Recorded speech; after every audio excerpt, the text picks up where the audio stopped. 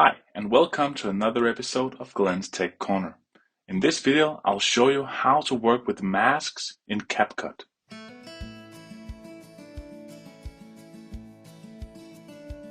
Masks are a super great tool in CapCut, and it can help you create a lot of different effects, especially when we combine it with keyframe animations, and I'll show you how to do both.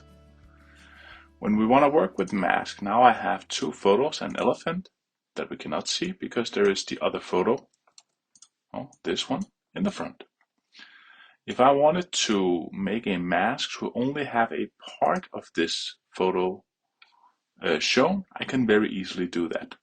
I'll just take the mask section up here and tell it to add a mask. Now it by default just takes a rectangular mask, but I could change this into a circle, into this split where it always kind of makes a line through the image. Then we can move this line and we can add some blurriness.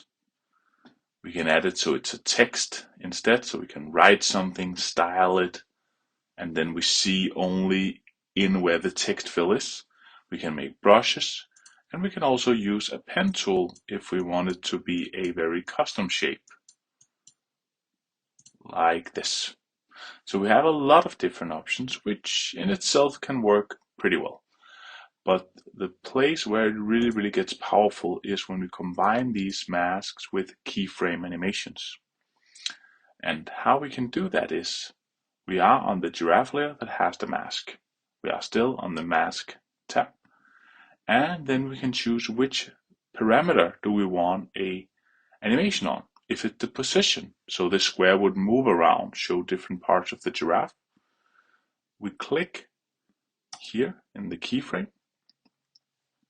on the position. Then when we move this cursor to another position, and now we change the position here, because we already marked it to be a keyframe attribute, now it will by itself make an animation between these two keyframes. And we can see them down here, the first keyframe and the second keyframe. Moving this play header to a new area, moving it up here, would create another animation between these two. So we get it like this. We could of course also do that with size, first being on the keyframe where we want to start it, saying that this should also be a parameter to adjust. Moving the play header, we both do a position, but also a scaling of the size. And now we have both of the things get animated. First the position only, and here we can see both the position and the size moving towards the middle and getting bigger. So this can be a pretty cool effect to reveal a photo.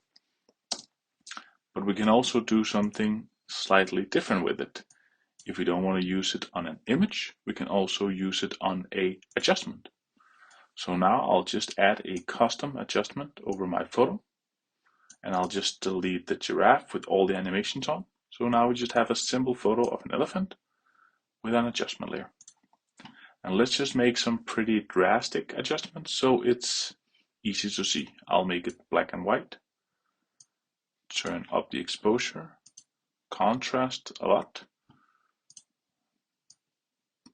make the blacks even blacker, sharpen, and clarity. So we have a very different effect. And now I can, instead of needing to have two photos on top of each other, if I want to reveal this effect, I can just make the mask on the adjustment layer. I do the exact same. I just make sure the adjustment is selected. Go to mask, add a mask, and let's just say we want a split mask. And I want to make a reveal the effect I made feature.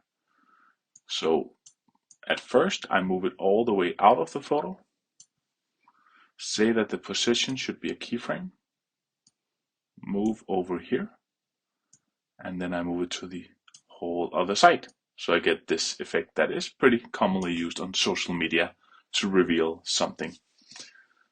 So this is a very powerful and easy tool when working with CapCut. So I hope this tool helps you and that you enjoyed the video. Thank you so much for watching.